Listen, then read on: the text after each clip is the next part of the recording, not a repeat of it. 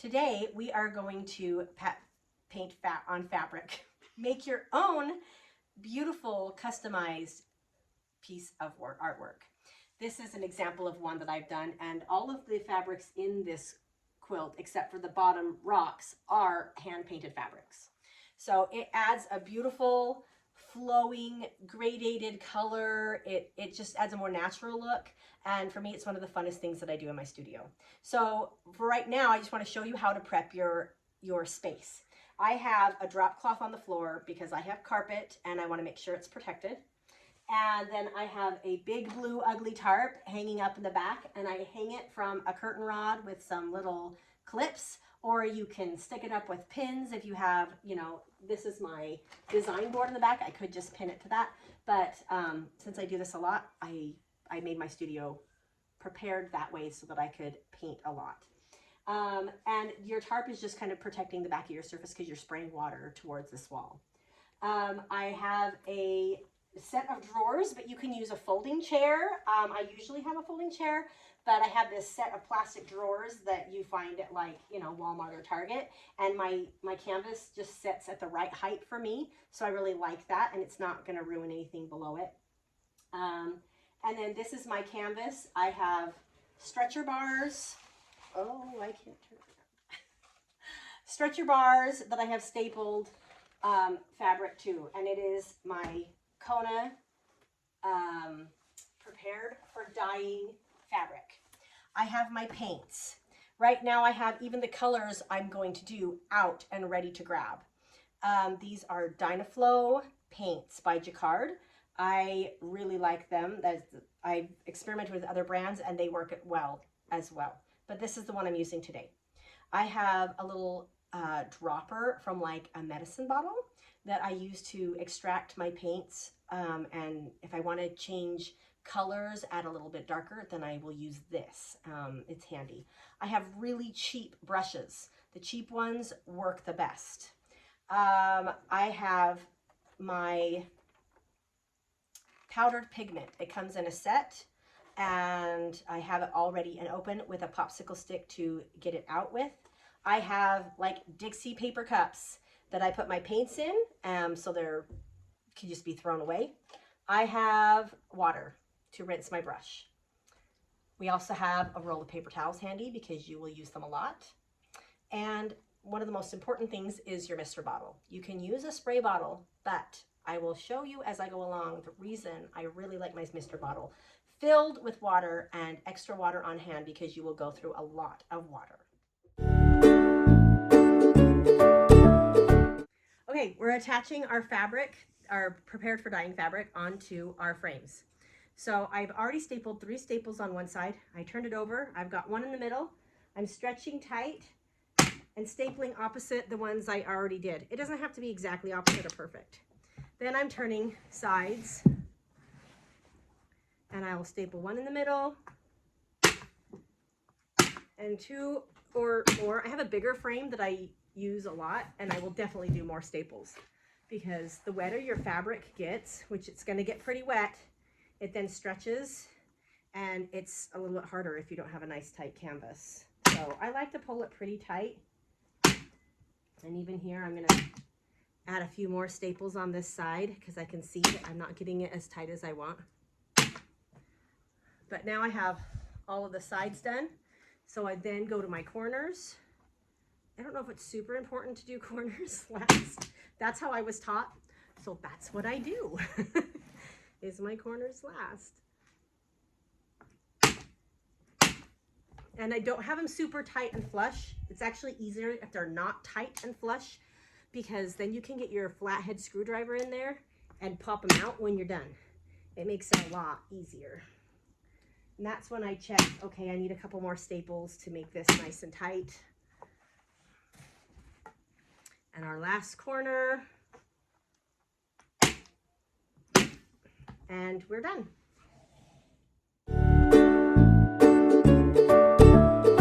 So we're gonna get ready to paint. This is the fun part. I've already put about 2 tablespoons of paint. I don't measure, I just know how much I need and how much I'm gonna get done in one piece of fabric. So it's about 2 tablespoons of emerald green into 1 cup. And now I'm adding, oh, excuse me, that's bright green. And now I'm adding a few tablespoons of emerald green into another cup because I like mixing colors on the canvas. It just gives more movement and more natural feel to it. I am also going to put some of my powdered pigment, which adds some sparkle into the paint. So I just scoop, just a little scoop, not even very much, of about, can you see? It's about that much onto my popsicle stick, and then I dump it into my cup, and I kind of swish it around.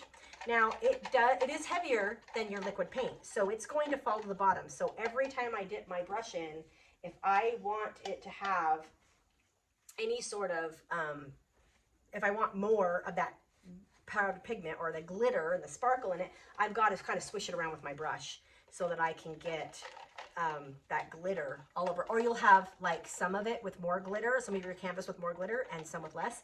And that's okay too. That's a fun look as well. But if you want it more even, you want to always swish it around with your brush. So I've got my mister bottle, and I start by just spraying to get it wet. Really wet. And I like these mister bottles because I don't have to pump and spray as much and tire out my hand, because once you pump a little bit, they just keep spraying, and that is awesome. So I'm getting my canvas just really wet. Can you see? Oh, you can see that really well on the screen. That's good. So I've got it really wet, and I've done about 10 inches by 12 inches.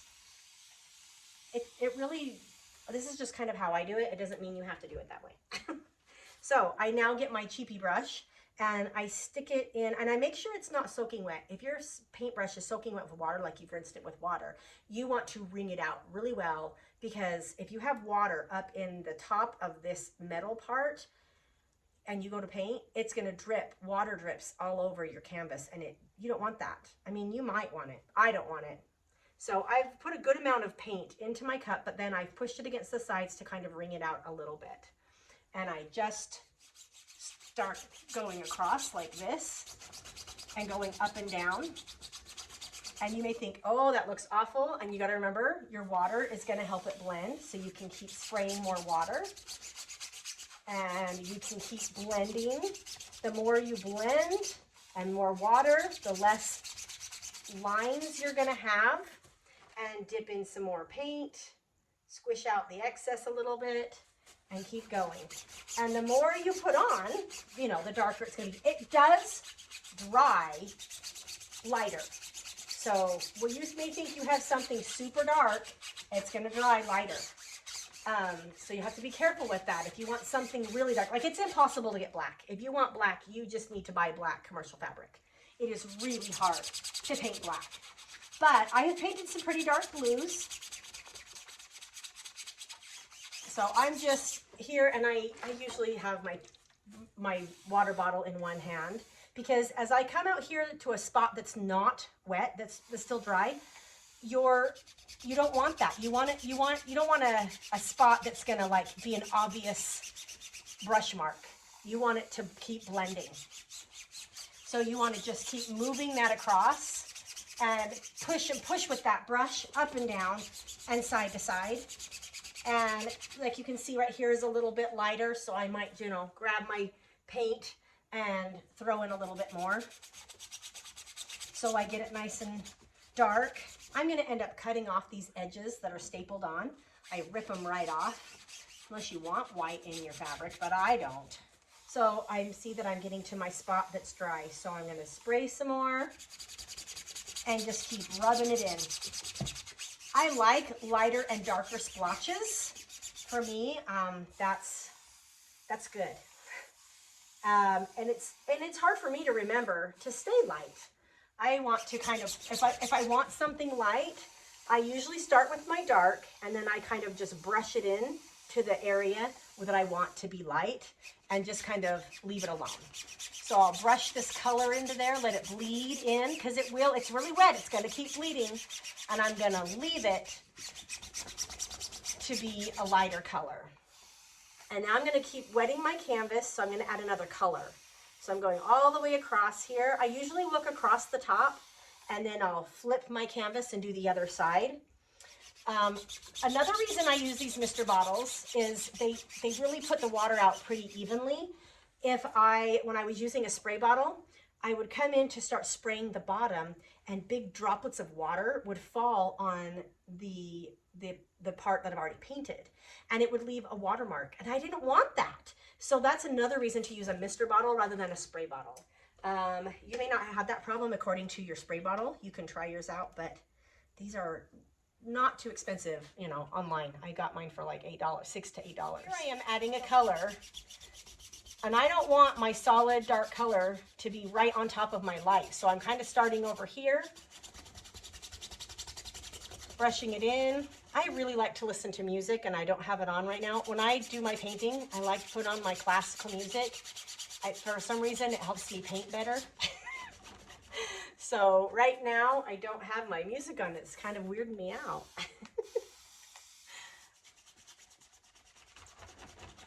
And you're going to just kind of bring it over here to blend into that other color.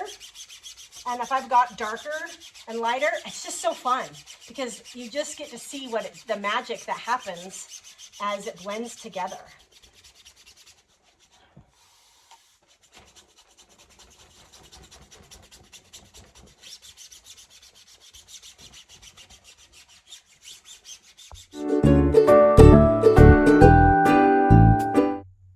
Okay, at this point, we're all done, and it has to sit and dry for 24 hours. I am an impatient person, so I get an old hair dryer out, and I will frequently stand here and dry it with the hair dryer to speed it along because I don't want to wait 24 hours, and it doesn't harm it. It does not heat set it until you iron it with your iron, though. So once you are done, I use a flathead screwdriver, or you can use pliers to just remove the staples, take your fabric off, and take it to the iron. And then follow the instructions on the bottle, on whatever paints you have, to heat set it. And then it's permanent, washable. And remember, this is not dry, so it's going to dry lighter. It's also going to look less streaky. On camera, it looks a lot streakier than it does in person. And when it's dry, it will look less streaky because all that water will evaporate out of there. And so it will have a smoother look.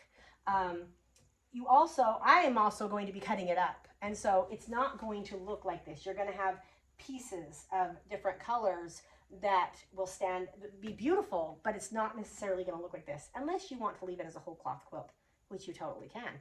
I did with the background of my heron. So that's how you paint your own fabric for art quilting, sewing, or traditional quilting. If you have any questions, please put them in the comments, and have fun being creative and painting your own fabrics.